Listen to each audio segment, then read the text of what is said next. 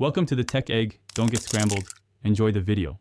You begin by confirming prerequisites. Make sure your Xbox Series X has the latest system update and that you know your Wi-Fi SSID and password. Once done, power cycle both the console and the router, turn them off, wait 30 seconds, then power on the router first. You do this to clear temporary network glitches.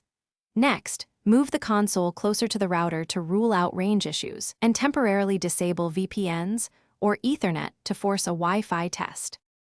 You now dive into detailed checks. Run the Xbox network diagnostics from General Network Settings to get exact error codes.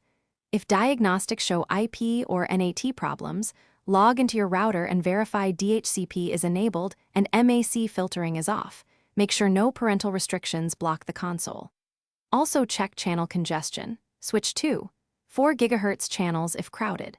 If the console keeps failing to get an IP, assign a static IP on the Xbox or configure alternate DNS like 1, 1, 1, 1 or 8, 8, 8, 8 to improve resolution. Finish by applying final fixes. In network settings, choose to clear network settings and then reconnect. This rebuilds the wireless profile. If problems persist, backup saves and perform a full console reset. This removes corrupted network stacks. Once updated, reinstall the latest system update. Make sure to test with a different access point or mobile hotspot to isolate whether the router or ISP is at fault. Troubleshooting tip: if a hotspot works, replace or update your router firmware, and contact your ISP only after isolating the issue. Thanks for watching. Consider subscribing if I helped unscramble your problems.